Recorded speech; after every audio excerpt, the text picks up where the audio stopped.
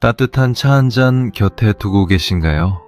오늘 하루도 각자의 자리에서 참으로 애쓰셨습니다. 조용한 방 안에 앉아 홀로 보내는 이 시간. 창밖으로 지는 노을을 바라보거나 어둑해진 거실에 가만히 앉아있노라면 문득 지나온 삶을 돌아보게 됩니다.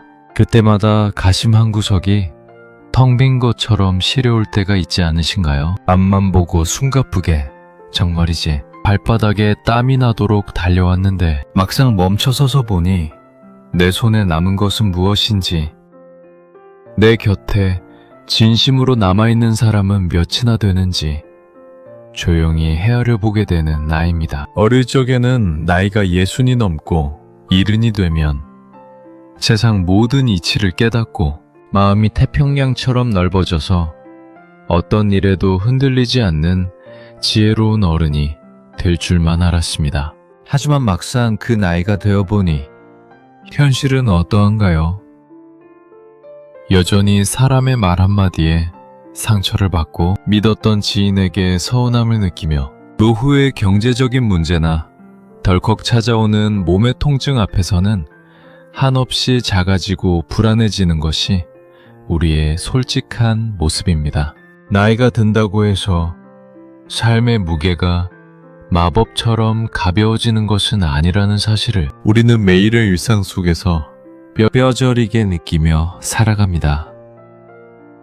독일의 위대한 철학자 아르투르 쇼펜하워는 인생을 가리켜 고통과 권태 사이를 오가는 시계추라고 말했습니다. 이 말만 들으면 참으로 우울하고 비관적인 사람 같죠.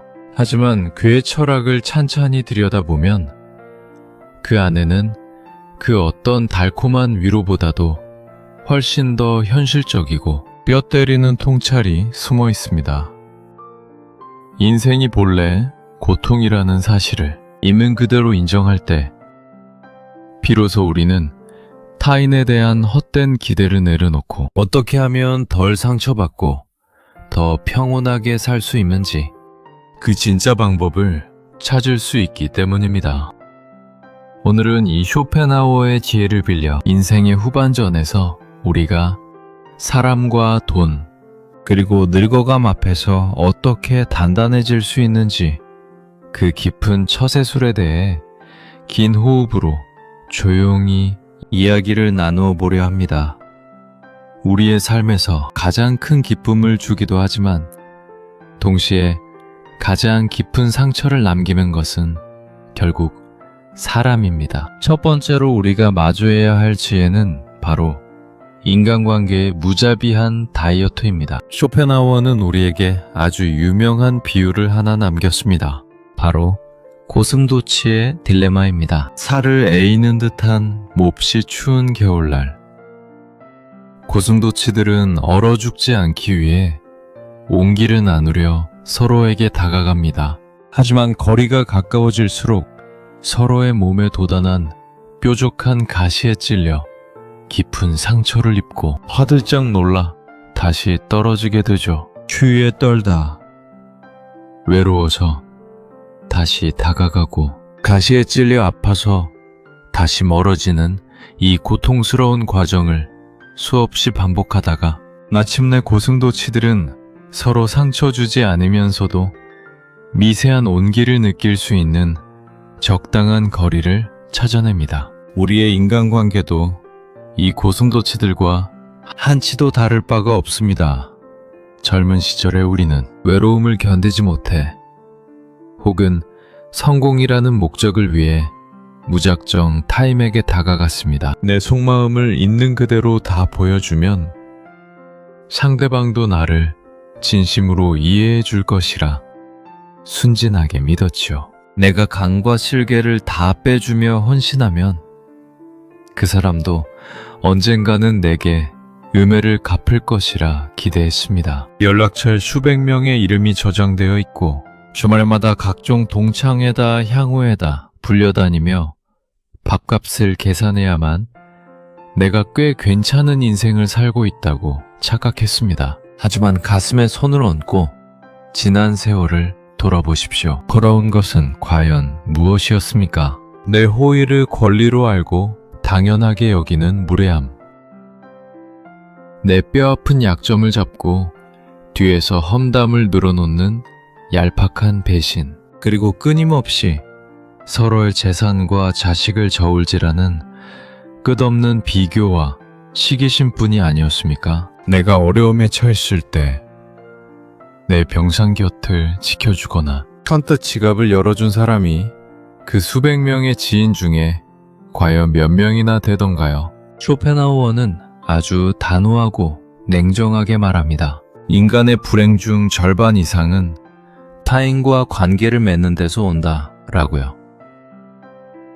나이가 들수록 만나는 사람이 줄어들고 인간관계가 좁아진다고 해서 서글퍼할 필요가 전혀 없습니다. 오히려 그것은 나이를 먹으며 얻게 되는 엄청난 축복이자 지혜입니다.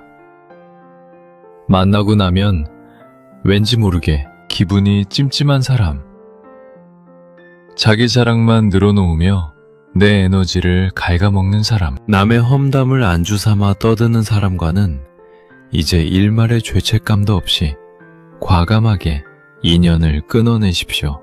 누구에게나 좋은 사람, 법 없이도 살 사람으로 남으려는 그 지독한 착한 사람 컴플렉스를 내려놓을 때 우리는 비로소 타인의 시선이라는 거대한 감옥에서 해방됩니다. 타인의 평가에서 벗어나 오롯이 나 자신과 마주하는 고독의 시간을 기꺼이 즐길 줄 아는 사람만이 인생의 후반전을 우아하고 기품 있게 보낼 수 있습니다.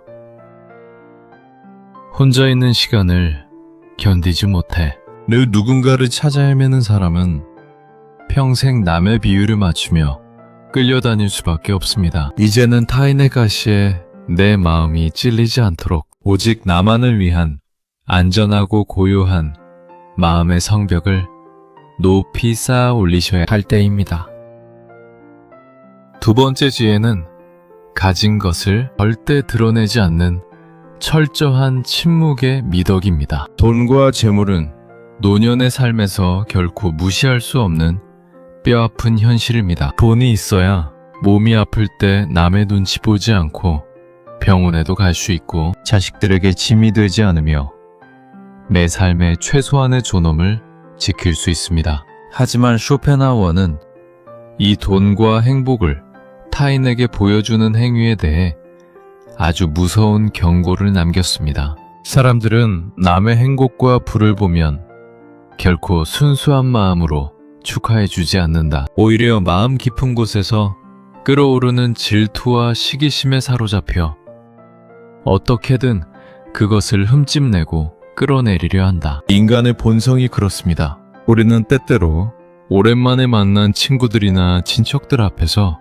자식 자랑, 부동산 자랑, 주식으로 돈을 번 이야기, 혹은 해외여행 다녀온 사진들을 은연중에 내보이곤 합니다. 아기가 있어서 남을 기죽이려 한 것이 아니라 그저 팍팍한 세상을 나름대로 열심히 살아온 내 인생의 작은 훈장 같아서, 혹은 순간적인 인정 욕구를 채우고 싶어서 꺼낸 말들이죠. 우리 아들이 이번에 대기업에 들어갔어.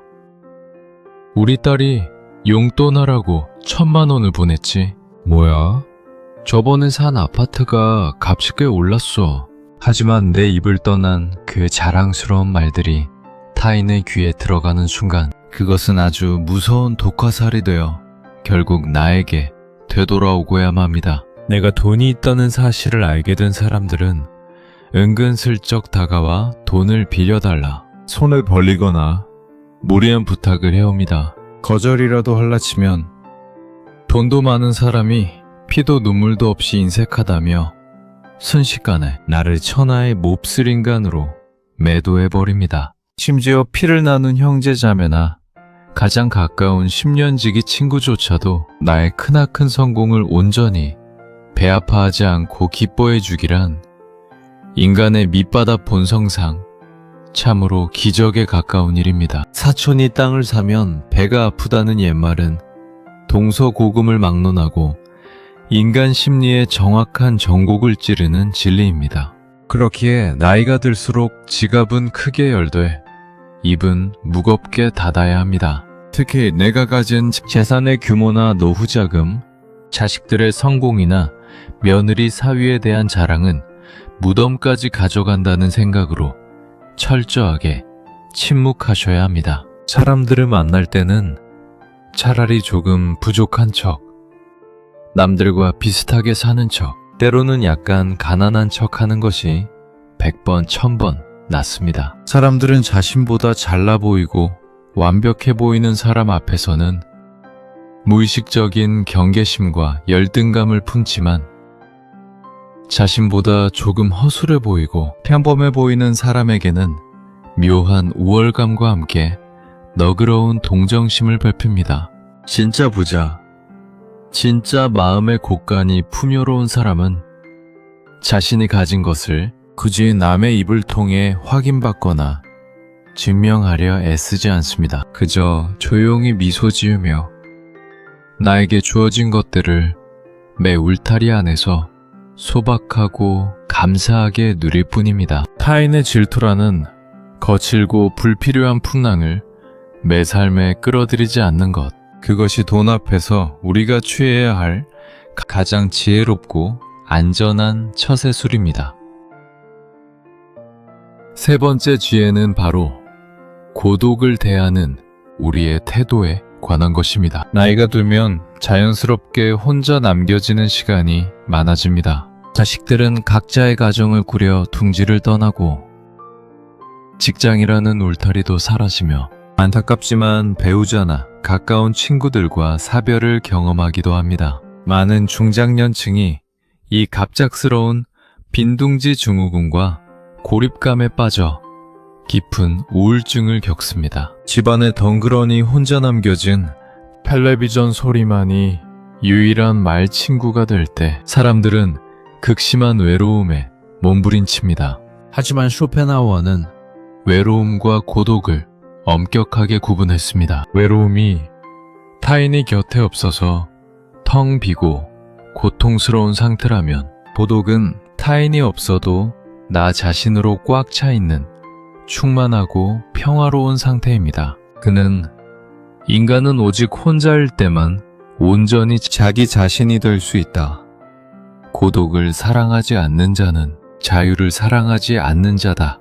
라고 설파했습니다. 생각해 보십시오. 무리지어 다니는 양떼는 앞의 양 엉덩이만 보고 맹목적으로 따라가지만 숲의 제왕인 호랑이나 독수리는 언제나 홀로 무소의 뿔처럼 묵묵히 자신의 길을 갑니다. 수준 낮은 사람일수록 때로 몰려다니며 시시콜콜한 농담과 남 뒷담화로 시간을 죽이지만 정신적으로 성숙하고 내면이 깊은 사람은 소란스러운 군중 속에서 벗어나 기꺼이 고독을 선택합니다. 혼자 밥을 먹고, 혼자 산책을 하고, 혼자 조용히 책을 읽거나 음악을 듣는 시간을 두려워하지 마십시오. 처음에는 적막함이 어색하고 두렵게 느껴질 수 있습니다. 하지만 그 고독의 심연으로 한 걸음 더 깊이 들어가 보면 그곳에는 평생 남의 눈치를 보느라 잊고 살았던 진짜 내가 웅크리고 앉아 있습니다. 내가 무엇을 좋아하는지, 내 마음이 어떨 때 평온해지는지 비로소 들여다볼 수 있는 시간입니다. 누군가와 억지로 약속을 잡아 의미 없는 수다로 시간을 낭비하는 대신 햇살 좋은 오후에 동네 공원 벤치에 홀로 앉아 지나가는 구름을 바라보는 여유를 즐겨보십시오. 도서관에 가서 평소 읽고 싶었던 책을 뒤적여보거나 베란다의 작은 화분들을 정성껏 돌보는 일, 이 모든 혼자만의 시간들이 사실은 내 영혼을 살찌우는 가장 거룩하고 아름다운 의식입니다. 고독은 형벌이 아니라 인생의 황혼기에 우주가 우리에게 허락한 가장 달콤하고 절대적인 휴식처입니다. 스스로 고독을 즐길 수 있는 능력을 갖춘 사람에게는 세상 그 어떤 시련도 감히 함부로 덤벼들지 못합니다. 네 번째로 우리가 마음에 새겨야 할 지혜는 과거에 대한 후회와 미래에 대한 불안을 과감히 끊어내는 통찰입니다. 나이가 60이 넘고 70이 되어가면 자리에 누울 때마다 지나온 세월에 대한 회한이 밀려옵니다. 그때 무리를 해서라도 그 아파트를 샀어야 했는데, 그때 그 사업을 시작하지 말았어야 했는데, 배우자에게, 자식들에게 조금 더 따뜻한 말 한마디 건넬걸. 되돌릴 수 없는 과거의 선택들이 끊임없이 꼬리를 물며 우리의 밤잠을 설치게 합니다. 그리고 과거에 대한 후회가 끝날 즈음이면 어김없이 다가올 내일에 대한 두려움이 검은 그림자처럼 목을 조여옵니다. 갑자기 몹쓸 병에 걸려 자식들에게 집만 되면 어쩌지? 가진 돈이 다 떨어져서 비참한 노후를 맞이하면 어쩌지? 아무도 모르게 외롭게 세상을 떠나면 어쩌지? 이에 대해 쇼펜하우어는 아주 차갑고도 명쾌하게 조언합니다. 우리가 실제로 살 수 있고 통제할 수 있는 유일한 시간은 오직 지금 이 순간 뿐이다. 한번 생각해 보십시오. 이미 강물을 따라 저 멀리 흘러가 버린 과거는 내가 아무리 땅을 치고 후회한들 단 1초도 되돌릴 수 없습니다. 반대로 아직 오지도 않은 미래의 불에는 내가 지금 밤을 새워 걱정한다고 해서 막아낼 수 있는 성질의 것이 아닙니다. 우리가 불안한 이유는 몸은 현재에 있으면서 마음은 늘 과거의 공동묘지를 파헤치거나 미래의 유령을 상대하느라 현재의 소중한 에너지를 모두 갉아먹기 때문입니다. 우리가 통제할 수 있는 것은 오직 지금 내가 편안하게 내쉬는 이 숨소리, 오늘 아침에 마시는 따뜻한 둥글레차 한 모금의 구수함, 지금 걷고 있는 이 흙길의 감촉, 그리고 오늘 저녁상에 올라온 소박한 된장찌개의 맛뿐입니다. 나이가 든다는 것은 무언가를 끊임없이 상실해가는 비극적인 과정이 아닙니다. 오히려 젊은 시절 어깨를 짓누르던 그 무겁고 거추장스러운 욕망의 배낭을 하나둘씩 길가에 내려놓고 마침내 깃털처럼 홀가분해지는 자유의 과정입니다. 이제는 더 높이 올라가려 아등바등할 필요도, 누군가를 이겨먹으려 이를 꽉 깨물 필요도 없습니다. 그저 오늘 하루 맑은 공기를 폐부 깊숙이 마실 수 있음에 감사하고 길가에 작게 피어난 이름 모를 들꽃을 보며 무장해제된 미소를 지을 수 있다면 그것으로 당신의 인생은 이미 충분히 성공한 것이며 눈부시게 아름다운 것입니다. 마지막으로 늙어가는 우리의 몸에 대한 이야기를 나누어 볼까 합니다. 60대를 넘어서면 하루가 다르게 몸의 기력이 떨어지고 여기저기 삐걱거리는 통증이 일상이 됩니다. 어제 멀쩡하던 무릎이 오늘은 시큰거리고 눈은 침침해지며 머리카락은 하얗게 새어갑니다. 거울 속에 비친 주름진 내 얼굴을 볼 때면 마음은 아직 이팔 청춘인데 껍데기만 낡아버린 것 같아 서글픈 배신감마저 듭니다. 하지만 쇼펜하우어는 노년의 육체적 쇠퇴를 다른 시각으로 바라보았습니다. 그는 육체의 힘이 빠져나간 바로 그 빈자리에 비로소 정신적인 통찰과 영혼의 평온이 채워진다고 보았습니다. 젊은 시절 끌어오르던 정념과 혈기, 끝없는 육체적 욕망들이 수그러들면서 인간은 비로소 사물의 본질을 꿰뚫어 보는 맑고 지혜로운 눈을 가지게 된다는 것입니다. 비록 젊을 때처럼 산 정상을 단숨에 뛰어오르지는 못하더라도 천천히 걸어 올라가며 예전에는 보지 못했던 숲의 고요함과 이름 모를 풀벌레 소리를 들을 수 있게 되었습니다. 시력은 나빠져 멀리 있는 간판 글씨는 잘 안 보일지언정 사람의 마음을 헤아리고 세상의 이치를 꿰뚫어 보는 심한, 즉 마음의 눈은 그 어느 때보다 밝고 깊어졌습니다. 몸이 늙어간다는 것은 내 영혼이 비로소 익어가는 과정입니다. 주름진 얼굴과 굽은 등은 험난한 세상 풍파를 꿋꿋하게 견뎌낸 명예로운 훈장입니다. 그러니 변해가는 육체를 원망하거나 슬퍼하지 마시고 그 안에 담긴 성숙한 영혼을 다독이고 자랑스러워하십시오. 인생의 해질녘은 결코 어둡고 쓸쓸한 종말이 아닙니다. 치열하고 뜨거웠던 한낮의 열기와 소음이 모두 가라앉고 세상이 온통 부드럽고 따뜻한 황금빛으로 물드는 하루 중 가장 평화롭고 고즈넉한 시간입니다. 여러분은 그 길고 험난했던 삶의 전쟁터에서 도망치지 않고 묵묵히 견뎌내어 마침내 이 아름다운 황금빛 시간표에 무사히 당도하신 진정으로 위대하고 존경받아 마땅한 승리자들입니다. 그러니 이제는 스스로를 올가매고 괴롭히던 마음의 채찍을 거두어 주십시오.